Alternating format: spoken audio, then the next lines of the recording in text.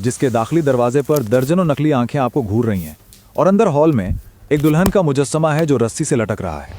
नहीं, ये किसी डरावनी फिल्म का सेट नहीं, ये जेफरी एप्स्टीन का घर था, जहां दुनिया के सबसे ताकतवर लोग आया करते थे। आज हम उन राजों से पर्दा उठाने जा रहे हैं जो इस घर की दीवारों के पीछे छुपे थे। हाल ही में अमेरिकी महकमा इंसाफ ने 30 लाख से ज्यादा सफ़हात पर मुश्तमिल दस्तावेजात जारी की हैं। ये कोई छोटी मोटी बात नहीं, ये एक बहुत बड़ा डेटा डंप है जो उस घर और उसके मालिक के राजों को दुनिया के सामने ला रहा है, और इसने सच पूछें तो पूरी दुनिया को हिला के रख दिया है। और ये समझना ज़रूरी है कि ये दस्तावेजात सिर्फ एक शख्स के जराइम के बारे में नहीं है। नहीं, ये तो सियासत, टेक्नोलॉजी, फाइनेंस और यहाँ तक कि शाही ख़ानदानों पर फैले एक ऐसे आलमी नेटवर्क को बेनकाब करती हैं जिसकी जड़ें दुनिया भर में फैली हुई थी। तो आइए देखते हैं कि इन लाखों सफ़ात में आखिर छुपा क्या है। सबसे पहले बात करते हैं उन चौंका देने वाले नए इंकशाफात की जो अभी अभी सामने आए हैं। इस ताज़ा तरीन रिलीज़ में कुछ बहुत ही बड़े बैनुल-अक़वामी नाम सामने आए हैं। इनमें गूगल के शरीक बानी सर्जी बर्न हैं, बरतानवी शाही ख़ानदान के प्रिंस एंड्रू हैं और तो और कई भारतीय वज़ीरा और सनतकार भी शामिल हैं। ये लिस्ट वाकई दिमाग घुमा देने वाली है। लेकिन अब सबसे बड़ा सवाल ये है कि आखिर एक शख्स ने इतना ज़्यादा असर व रसूख, इतनी ताकत हासिल कैसे की? इसके पीछे क्या राज था? जो मरकज़ी थ्योरी है ना, वो ये है कि एप्स्टीन ने कंट्रोल का एक पूरा निज़ाम बनाया हुआ था, जिसे कुछ लोग ब्लैकमेल मशीन भी कहते हैं। यानी वो ताकतवर लोगों को गलत काम करते हुए खुफिया तौर पे रिकॉर्ड करता था ताकि बाद में उन्हें अपने मकासद के लिए इस्तेमाल कर सके। इसका न्यूयॉर्क वाला घर कोई आम घर नहीं था, ये 40 कमरों का एक किला था जो अजीब व गरीब चीज़ों से भरा था। लेकिन सबसे खौफनाक राज उसकी दीवारों में छुपा था। और मेरा मतलब है हर बेडरूम और बाथरूम में खुफिया कैमरे लगे हुए थे। एक मुतासरा मारिया फार्मर ने अपनी गवाही में बताया कि वहां एक मीडिया रूम था जहां मॉनिटर्स पर हर कमरे से लाइव फीड चल रही होती थी। सोचें ज़रा, निगरानी का ये आलम किस कदर खौफनाक होगा। तो इसका तरीक़ाकार मुबीना तौर पर बड़ा सीधा सादा था।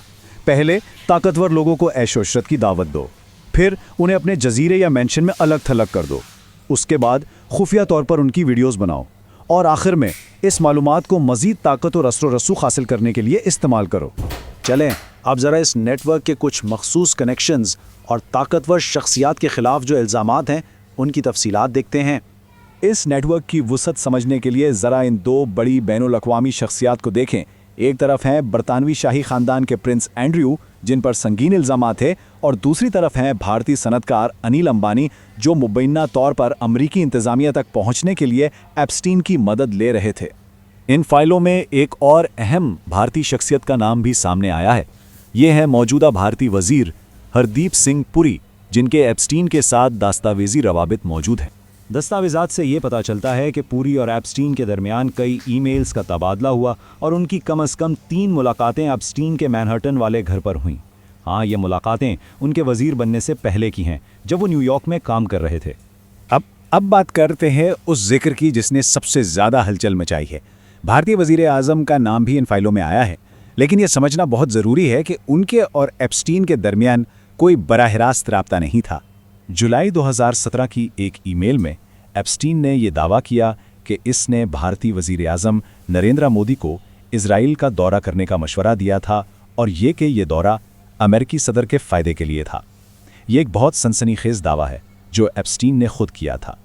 अब इस दावे के जवाब में भारतीय वजारत ख़ारजा ने एक बयान जारी किया जिसमें एप्स्टीन की ईमेल्स को एक सज़ा याफ्ता मुजरिम के फिजूल ख़यालात कहा गया और उन्हें मुकम्मल तौर पर मुस्तरद करने का कहा गया।